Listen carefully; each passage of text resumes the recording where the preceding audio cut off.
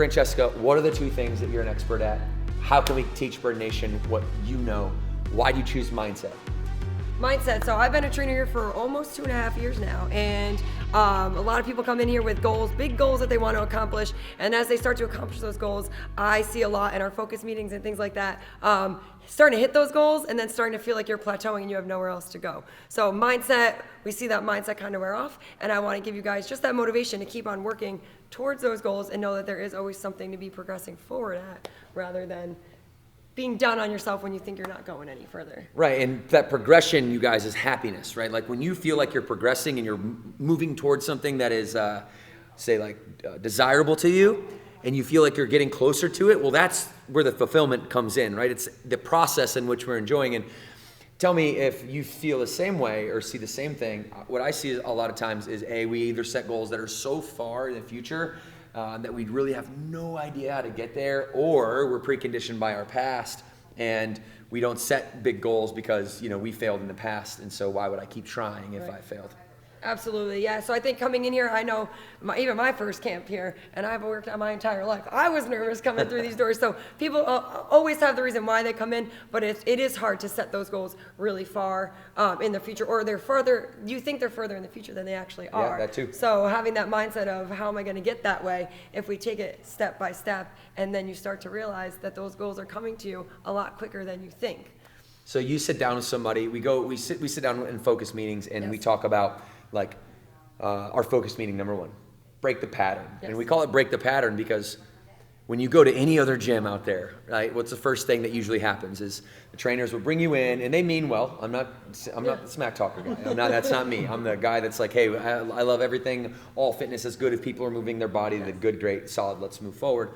But oftentimes, it's not necessarily in the merit or control of the member or the client coming in, and they're just kind of put through the cookie cutter assembly line process of what everybody gets thrown through. And to me, there was something fundamentally wrong with that because of the uniquity of people, like how unique and different, and how the necessities from one person to the next are so different. They're so different. We wanted to when somebody came in for our consultation here at Burn, what we wanted to ask you was, hey, what is your vision and why do you want it? And so I teach our trainers all the time to ask that question. And most times with extroverts, they'll just go at you for 14 minutes because how exciting is it to hear someone ask you, what's your vision? And tell me about it, because no one gets asked that, right? No one gets asked what their vision is. Like, most people are dramatically undervalued and discouraged rather than encouraged, and that's a whole other topic, and that's very sad, but it gives us an opportunity to then break the pattern of like the discouragement they've gotten elsewhere, or just the hey, coming in and I'll put the tape around your waist and around your thighs, and I'll just make you feel super uncomfortable and not really ask you if you want that or not. So when you sit down with somebody and you're talking mindset with them, you ask them, what's your vision? Why do you want that vision? You sit back, you listen to it. What's the next step from there for you? Like, how you goal orienting somebody? I always kind of ask them a few different things they want to accomplish, and usually what we hear the most is I want to lose weight, tone up. Those are the two things that we always usually hear first. And so that is a great goal to have if that is something that's going to make you feel and make you healthier. We have plenty of members that have come here, lost a lot of weight, they're no longer on medications and things like that, but it always goes deeper than that. And a lot of what we do see is people, when they start to lose weight, then they realize that that really wasn't the goal they were working for. And I think that's really when it comes into that mindset, is having those non-scale victories and those things that you want to accomplish that are still measurable, but they're not measurements, if that makes sense. Ooh, I like that. Yeah, because what happens a lot of the time, and I see it recently with a couple of members we have right here in Clifton Park, is the weight is coming off and the pants are fitting and they got to go shopping for new things, and then we're stuck in that mindset of, well, now I've kind of accomplished everything that I've already set. And you're not even 6 months into your journey, your lifelong fitness journey that you've set yourself up for.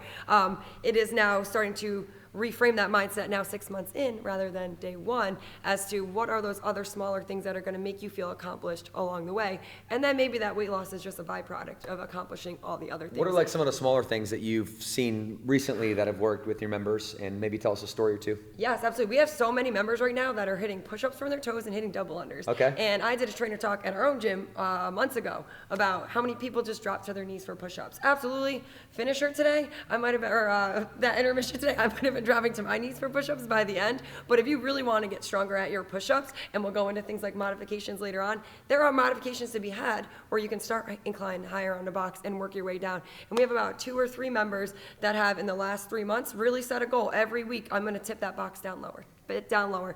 And Joanna, I'm going to give her a shout out. She's our member of the month this month. Oh, cool. She is doing push-ups on her toes. She's working at home with her sons, you know, on the nightstand, on the stairs, and she's getting push-ups from her toes. And then double unders. We have a whole crew of 530 crew, 4 or 5 people now, just working on form. And maybe they're getting that double under around, but the form's not the best. And they're getting fatigued after a few. So setting those focus meetings with us, your trainers, and then just taking that time after camp to really be able to set the goals and set the intentions. And I think all of those members now that are doing double unders, push-ups, I think from my perspective of talking with them and having those check-ins is they feel a lot more accomplished right now, and they're not even worried about what that scale says anymore. Yeah, I love that. And you're such an amazing example of how to actually execute on that, right? Because we preach this from the mountaintops, like it's more important what you gain versus what you lose, absolutely, right? So that we're not always chasing like the negative connotation or the negative side of things. Right. Like we're not losing weight, we're not like getting rid of calories, we're not like going into a deficit. Like all of that stuff has this, it's like the language, a lot of times that you'll hear somebody that's not really winning in life, they're gonna use negatively associated language. People that are winning in life, they're using language that's associated with that, like words of winners versus like the language of people that aren't losing.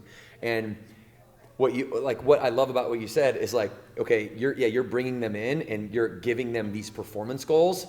That's really what you're doing. Like you're giving them push-ups and you're giving them double unders. You say, hey, your progress towards these things is going to equal happiness. Not your like progress toward like losing weight. Like how enchanting is that? Nobody gets excited about, oh, I got to lose 80 pounds. Like here we go. Like, but if you're telling me, all I got to do is listen to you, crazy lady, and I'm going to do some double unders, like, and then I'm going to lose weight, and my measurable can actually be like the double unders that I do. I don't know. I think this is it's a much more compelling proposition for people. You know, everybody's sick of like chasing down their weight loss goals and like going to this gym, to that gym, to this one, to that one. And so when we do this, right, and people sit down with you and they tell you their vision and you start to break it down with them, that's really our second focus meeting, right? Is like build a structure. The third one is a deep dive. Right, and this is where you're like, okay, so let me ask you this. So now you have these members who they're getting, they want to do the double under. They told you that when you said, what do you want, why you want it, they said, I want to do double unders or I want to do a push-up because those are my performance goals. Okay, well, wanting to do that versus being able to do that may have a gap. Not that you can't, you just haven't yet.